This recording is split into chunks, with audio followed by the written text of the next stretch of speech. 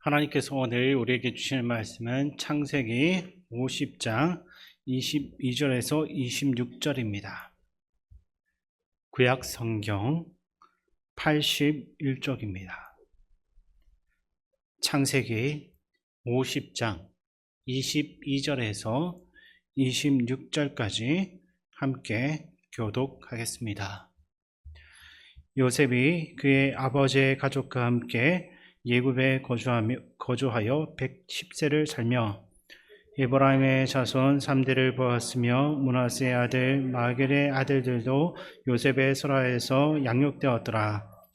요셉이 그의 형제들에게 이르되 나는 죽을 것이나 하나님이 당신들을 돌보시고 당신들을 이 땅에서 인도하여 내사 아브라함과 이삭과 야곱에게 맹세하신 땅에 이르게 하시리라 하고, 요셉이 또 이스라엘 자손에게 맹세시켜 이르기를 하나님이 반드시 당신들을 돌보시리니 당신들은 여기서 내 해골을 메고 올라가겠다 하라 하였더라.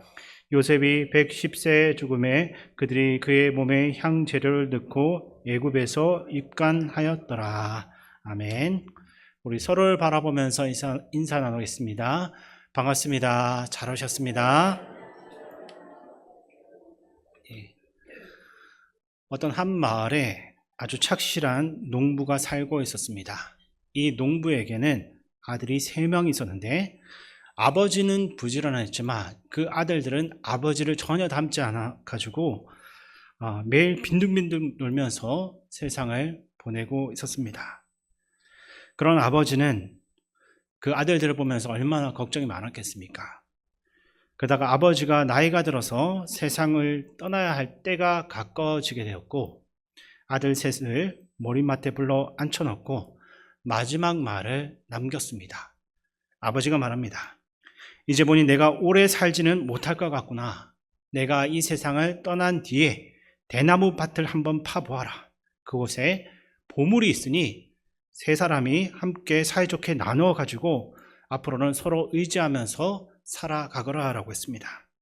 그 말을 남기고 아버지는 숨을 거두었습니다. 장례를 치른 다음날 세 아들은 한 마음으로 삽과 괭이를 들고 대나무 밭으로 갔습니다. 아버지의 유언대로 대나무를 매일 뽑고 땅을 팠지만 아무리 파도 아버지가 유언했던 그 보물은 나오지 않습니다. 너무나 실망한 아들들은 그렇게 깊이 파헤쳐진 밭을 그냥 두기가 아까워서 그래도 씨라도 한번 뿌려보자라고 하면서 그 집에 있던 씨앗을 뿌렸습니다. 그 결과가 어떻게 되었습니까? 그렇게 깊이 뒤집은 땅에서 곡식이 놀랍도록 잘 자라났고 그의 그 마을에서 가장 많은 수확을 거두게 되었다고 합니다. 아들들은 그때서야 비로소 아버지가 말씀하신 보물이 무엇인지를 깨달았습니다. 아버지는 자식들에게 물질적으로 큰 재산을 남기지는 않았습니다. 그가 남긴 것은 죽음을 앞두고 전한 유언 한마디 뿐이었습니다. 그런데 그 유언이 그 어떤 재산이나 유산보다도 아들들에겐 더 소중한 행복의 열쇠가 되었던 것입니다. 오늘 본문의 요셉도 죽음을 앞두고 후손들에게 바로 이런 보물과도 같은 유언을 남기고 있습니다. 이때 요셉의 나이는 110세였습니다. 중손자까지도 보았기 때문에 참으로 긴 인생이었을 것입니다. 그는 17살에 이집트로 팔려와서 노예 생활과 억울한 감옥 생활을 했고 그로부터 무려 93년을 이집트 땅에서 살다가 그 땅에서 임종을 맞이했습니다. 요셉이 평생을 살았던 이집트는 어떤 땅이었습니까? 당시 세계에서 가장 발전한 문명을 이룬 땅이었고 최고의 부와 기술로 번영한 곳이었습니다. 요셉이 원래 살고 있던 가나안 땅과는 비교조차도 할 수 없을 만큼 화려한 곳이었습니다. 그런데 물질적으로는 번영했지만 영적으로는 매우 타락한 곳이 이집트였습니다. 각종 짐승과 뱀과 곤충의 그 형상들을 가지고 신으로 섬기고 있는데 그 모든 제사들은 사탄적인 행위들로 가득했습니다. 우상숭배가 일상이 된 이런 날에 노예로 팔려왔기 때문에 요셉이 가지고 있는 영적 부담은 상당했을 것입니다. 나중에 요셉은 아내를 비롯해서 주변의 모든 사람들이 자연스럽게 우상을 섬기는 그 환경 가운데서 오직 자신만이 그 흐름에 동조하지 않고 하나님을 믿는 신앙을 지켜내야만 했습니다. 그 믿음을 끝까지 붙든다는 것 결코 쉬운 일이 아니었습니다. 오히려 날마다 믿음의 결단과 인내를 요구하는 힘든 과정이었습니다. 그러나 그 문제는 요셉의 총리가 되기 전보다 총리가 되고 난 이후에 더 크고 어렵게 다가왔습니다. 그는 바로 왕 다음 가는 2인자였고 왕의 결정권을 위임받은 자리에 있었습니다. 그러한 위치에 있었기 때문에 이집트 예굽의 간섭과 종교를 수용하라는 그 압박이 더 강했을 것입니다. 보통 사람이라면 어쩔 수 없이 이집트의 방식에 맞춰 갔을지도 모릅니다. 그렇지 않으면 자신이 받은 그 자리, 올라간 그 자리를 유지하기가 어렵기 때문입니다. 더군다나 요셉은 가나안 땅에서 온 노예 출신, 감옥 안에 있었던 죄수였던 사람이 어느 날 갑자기 왕의 호출을 받아서 총리가 된 인물이었습니다. 갑자기 나타난 그 사람을 보면서 그를 시기하고 흠잡는 세력들이 분명히 있었을 것이고 그런 무리들에게 빌미를 주지 않기 위해서 이집트 문화를 어느 정도는 수용해야 한다라는 현실적인 압박도 있었을지도 모릅니다. 사실 요셉의 인생 가운데는 여러 번의 위기가 있습니다. 그 중에 결혼 또한 결코 가볍지 않은 시험이었습니다.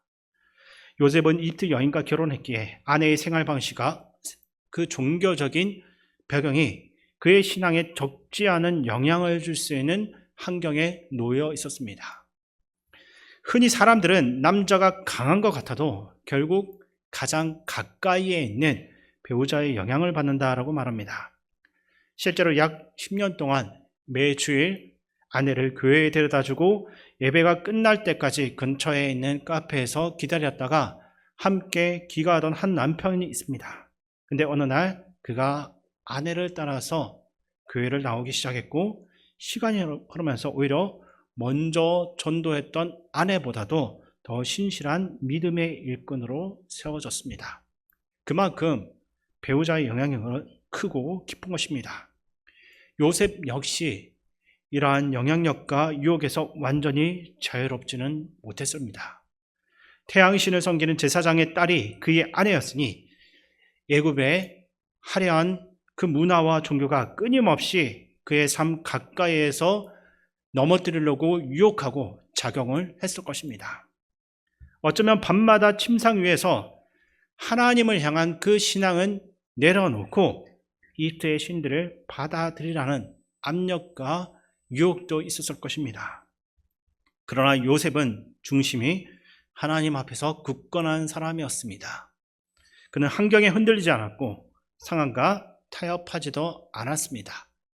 노예 생활을 할 때도, 감옥에 갇혀 있을 때도, 애굽의 총리가 되었을 때도 한결같이 하나님을 경외하며 신실한 믿음을 지켜낸 것입니다. 그의 삶은 형편이 신앙을 결정하는 것이 아니라 하나님을 향한 중심이 삶을 결정한다라는 사실을 잘 보여주고 있습니다.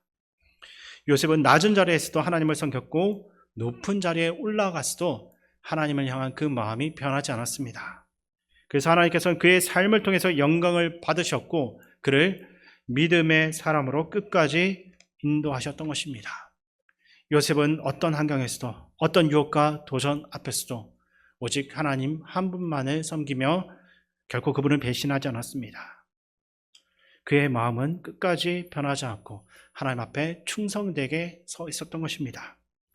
오늘 우리의 신앙도 돌아볼 수 있어야 됩니다. 우리는 어려움과 압박 속에서도 하나님만을 신뢰하며 그분의 뜻에 순종하고 있는지 아니면 세상적인 가치관과 방식에 조금씩 타협을 하면서 하나님도 붙잡고 또 세상도 붙잡고 있는 좀 어중간한, 어정쩡한 모습으로 살아가고 있지는 않은지 한번 돌아보시기 바랍니다. 혼탁한 시대를 살아가는 우리에게 필요한 것은 흔들림 없는 믿음입니다.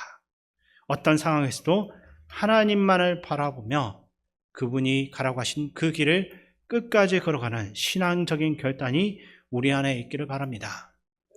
그러나 요셉의 이야기는 단순히 자신의 믿음을 지켜낸 위대한 신앙인의 이야기로 끝나지 않습니다.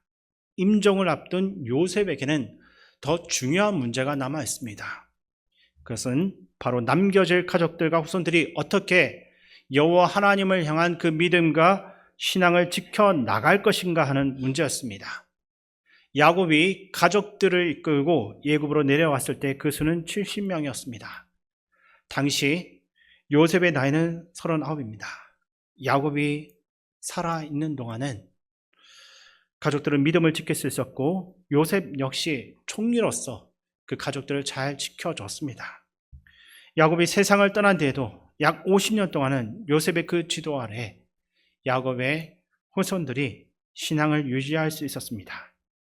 하지만 이제 이 요셉마저 죽음을 앞두고 있습니다. 애굽에서 태어난 후손들은 점점 많아지고 있습니다. 반면에 영적으로 그들을 끝까지 붙들어줄 지도자는 차츰 사라져가고 있는 것처럼 보입니다. 더욱이 요셉 이후 모세가 세워지기까지 약 300년에서 400년 동안 뚜렷한 영적 지도자가 등장하지는 않았습니다. 생각해보면 이것은 매우 심각한 영적 위기라 할 수 있습니다. 바로 그 순간 요셉은 이스라엘 백성들을 위해 마지막 유언을 남깁니다. 창세기 50장 22절 말씀을 제가 읽어드리겠습니다. 24절 말씀을 제가 읽어드리겠습니다.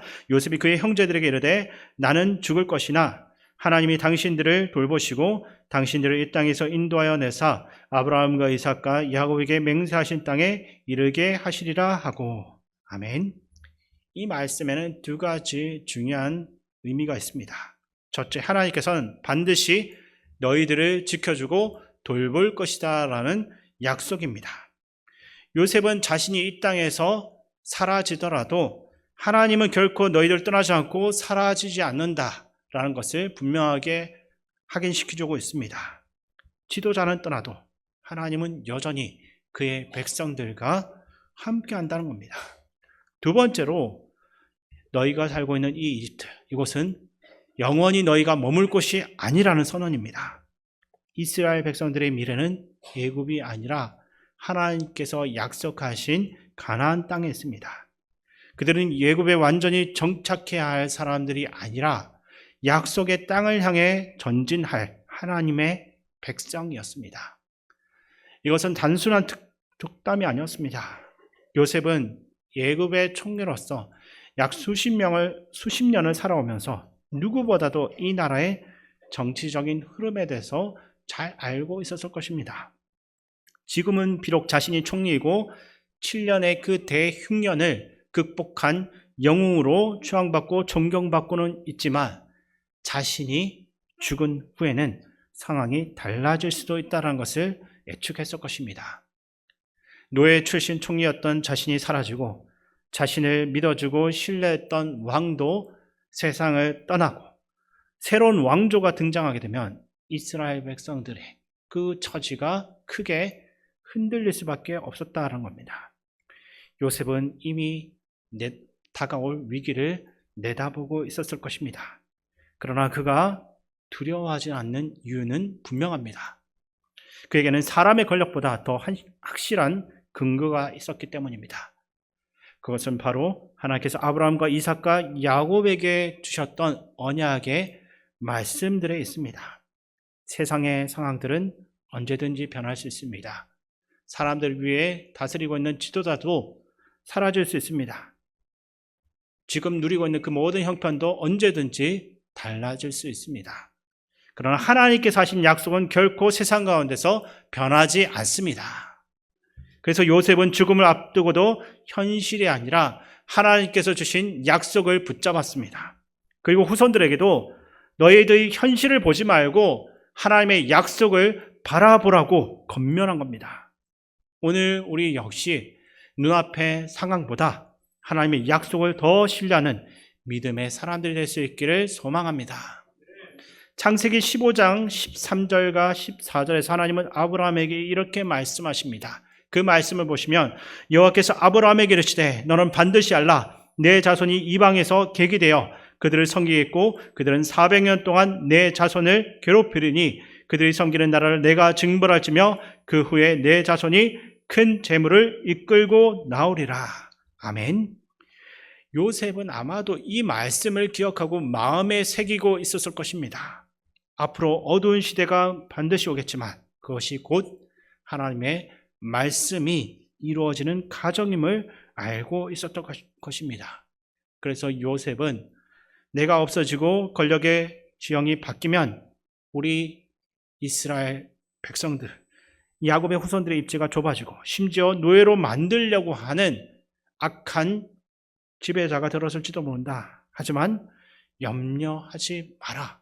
하나님이 그렇게 될 것을 우리 조상들에게 말씀하셨고 반드시 징벌하실 것이다 라고 약속하셨다. 야곱의 험악한 세월을 함께 하신 하나님, 요셉이 겪었던 고난의 세월 중에 함께 하신 그 하나님이 너희를 지켜주고 돌보실 것이다. 힘들어도 한난이 와도 하나님을 끝까지 신뢰하는 믿음에서 너희가 흔들려서는 안 될 것이다 라고 이야기하는 것입니다. 여기서 요셉의 유혹 가운데 아주 특이한 부탁이 하나 더 있습니다. 25절 말씀을 보시면 이런 말이 나옵니다. 그 말씀을 제가 읽어드리겠습니다. 요셉이 또 이스라엘 자손에게 맹세시켜 이르기를 하나님이 반드시 당신들을 돌보시리니 당신들은 여기서 내 해골을 메고 올라가겠다 하라 하였더라. 아멘. 나중에 하나님께서 이스라엘 백성들을 이 땅에서 인도하여 가나안 땅으로 올라가게 할 때 나의 유골을 가지고 올라가라라는 겁니다. 이 말은 자기의 그 시신을 이집트 땅에는 묻지 말라는 뜻입니다. 이집트에서 장례를 치르지 말고 간에 잘 보관을 해두었다가 나중에 약속의 땅으로 갈 때 그 유골을 가지고 가나안 땅에서 장례를 치르라는 부탁입니다. 그의 아버지 야곱이 세상을 떠났을 때는 그 시신을 가나안 땅까지 가서 성대하게 장사를 지냈습니다. 그리고 요셉은 지금 당장 가나안 땅에 묻히는 것이 아니라 수백 년 후를 내다보면서 이러한 부탁을 남기고 있습니다. 참 특이한 부탁을 하고 있습니다. 그럼 왜 이러한 유언을 남기고 있는 것입니까? 요셉이 자신의 시신을 바로 매장하지 않고 오랫동안 백성들 사이에서 보존하도록 한 이유는 앞으로 어두운 시대가 찾아왔을 때 남아있는 후손들이 요셉을 기억하면서 위로와 소망을 얻도록 하기 위함이었습니다. 그리고 요셉의 애교는 결국 현실이 되었습니다. 이후 이스라엘 백성들은 애굽에서 극심한 고통과 강제 노동에 시달리게 되었습니다. 더 나아가 바로는 태어나는 히브리 남자아이들을 죽이라는 잔혹한 명령까지 내렸습니다. 백성들은 치명적인 위기 앞에서 두려움과 절망 속에서 살아가야만 했습니다. 그러나 소망이 사라지고 버틸 힘마저 완전히 잃어버릴 것 같은 그 순간마다 그들은 요셉의 유골이 담겨져 있는 간을 바라보면서 아마도 이렇게 서로를 격려했을 것입니다. 요셉이 말하지 않았나? 하나님께서 반드시 우리를 돌보실 것이라고. 우리는 이집트 땅에서 영원히 노예로 살 사람들이 아니다. 하나님께서 우리를 약속의 땅으로 인도하실 것이니 조금만 더 견뎌보자. 그래서 요셉의 유골은 단순한 유해가 아니었습니다. 그것은 살아있는 사람들에게 산 소망의 증거였던 것입니다. 출애굽 이후 광야에서도 마찬가지였을 것입니다. 끝없는 사막길을 걸어가면서 굶주림과 목마른 가운데 시달리고 수많은 위협 앞에서 쓰러지려고 할 때마다 요셉의 유골은 말없이 그들 곁에 있으면서 이런 메시지를 전했을 것입니다. 하나님께서 반드시 너희를 약속의 땅으로 인도하실 것이다. 포기하지 말아라. 끝까지 걸어가라. 요셉은 애굽에서 오랫동안 살았습니다. 그는 애굽의 왕을 섬겼고 애굽의 이름을 받았으며 애굽 여인과도 결혼해야만 했습니다. 정치와 경제를 책임지는 총리로서 존경과 명예도 누렸습니다. 겉으로 보기에 완벽한 애굽 사람이었습니다. 그러나 그의 마음과 그 영혼은 결코 애굽에 속하지 않았습니다. 그의 자리는 화려한 궁전 아니었고 그의 눈앞에는 거대한 이때 신전과 피라미드, 웅장한 스핑커스가 있습니다. 사람들은 그것을 영원한 영광의 상징으로 생각했겠지만 요셉은 다르게 생각했을 것입니다. 그는 그것들이 영원하지 않다는 사실을 잘 알고 있었습니다. 아무리 거대하고 화려해 보여도 결국은 무너질 세상의 영광에 불과하다는 것을 알았던 겁니다.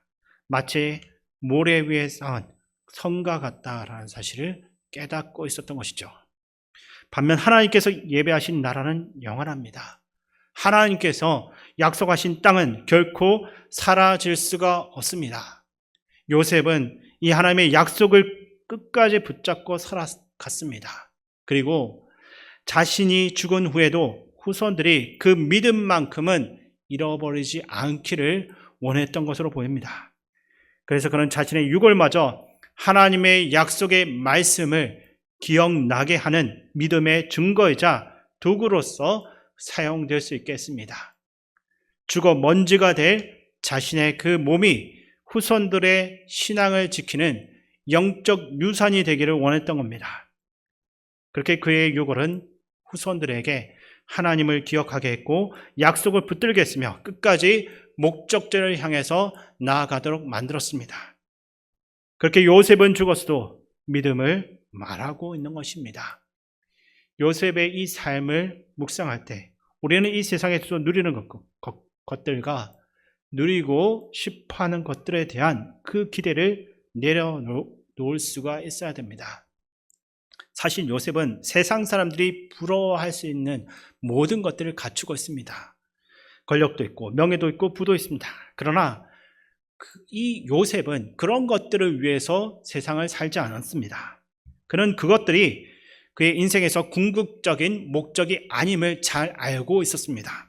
그래서 오직 하나님 말씀과 하나님의 약속만을 바라보며 살았던 것입니다. 히브리서의 표현처럼 그는 보이지 않는 것을 마치 보는 것처럼 인내하며 살았습니다. 그리고 마침내 승리했습니다. 심지어 죽은 자신의 몸까지도 하나님의 뜻을 이루어내는데 사용되도록 한 것입니다. 오늘 우리도 이 시대의 요셉이 되어야 합니다. 만약 세상의 성공과 욕망이 우리의 마음을 차지하고 있다라고 한다면 그것들은 결국 덧없고 헛된 것임을 속히 깨달아야 합니다. 그리고 우리의 참된 본향이 그 하나님의 나라를 우리가 더 자주 묵상하고 생각해야 됩니다. 우리의 마음이 영적인 것으로 채워지지 않으면 금방 세상적인 가치관이 그 자리를 차지하게 될 것입니다. 그렇게 되면 영적인 모든 감각은 무뎌지고 기도는 노선해지면서 믿음은 계속해서 약해질 수밖에 없습니다. 요셉처럼 승리하기 위해서는 우리의 시선이 이 땅에서만 머물러서는 안 됩니다. 우리의 관점은 약속의 땅을 향해야 되고 이 하나님을 나라를 향해서 나가야 되는 것입니다. 요셉의 몸은 애굽에 있었지만 그의 마음은 약속의 땅에 있었음을 잊지 마시기 바랍니다. 오늘 우리의 몸도 이 땅에 있습니다. 언젠가 우리의 육신은 흙으로 돌아가야만 합니다. 그러나 예수 그리스도께서 다시 오시는 날 우리는 영광스러운 부활로 일어나 마침내 완성된 하나님의 나라 속에서 영원히 살게 될 것입니다. 그러므로 우리의 마음도 날마다 그곳을 향하고 있어야 됩니다. 요셉은 당시에 최강국의 총리였습니다. 원했다면 피라미드 안에도 묻힐 수 있었을 것입니다. 만약 그렇게 되었다라고 한다면 오늘날 그의 미라가 발견되어서 박물관에서 볼 수 있을지도 모릅니다. 그러나 그것이 어떤 의미가 있겠습니까? 요셉은 그러한 헛된 영광을 선택하지 않습니다. 그는 400년 후 하나님의 약속이 성취될 때 약속의 땅에 묻히기를 원했습니다. 요셉은 그 죽은 몸은 흙으로 돌아가서 이미 다 사라졌지만 그의 믿음은 하나님 말씀 속에서 여전히 살아 움직이고 있습니다. 그리고 지금도 수많은 믿음의 사람들에게 본향을 바라보며 살아가는 그 신앙의 길을 알려주고 있습니다. 우리 역시 요셉처럼 살아갈 수 있기를 바랍니다. 우리의 믿음과 소망이 다음 세대들에게 이어지고 가정과 교회와 이웃 가운데 흘러가기를 바랍니다.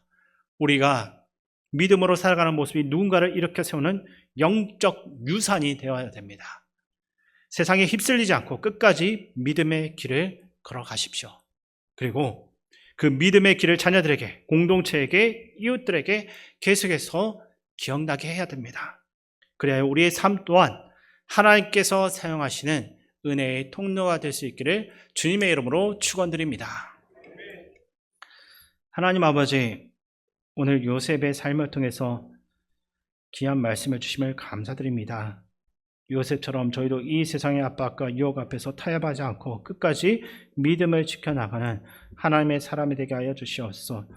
요셉의 삶처럼 저희 또한 다음 세대와 이웃들에게 소망의 증거가 되기 원합니다. 저희의 몸은 비록 이 땅에 있지만 저희의 마음이 언제나 하나님의 나라를 바라보게 하시고 이 세상의 것들이 허상임을 잊지 않게 하여 주옵소서. 힘들고 지칠 때도 하나님이 끝까지 우리를 지키신다는, 돌보신다는 그 약속을 붙들고 포기하지 않고 약속의 땅을 향해 전진해 나가는 저희 모두가 되게 하여 주시옵소서. 우리를 사랑하시는 예수님의 이름으로 기도드립니다. 아멘.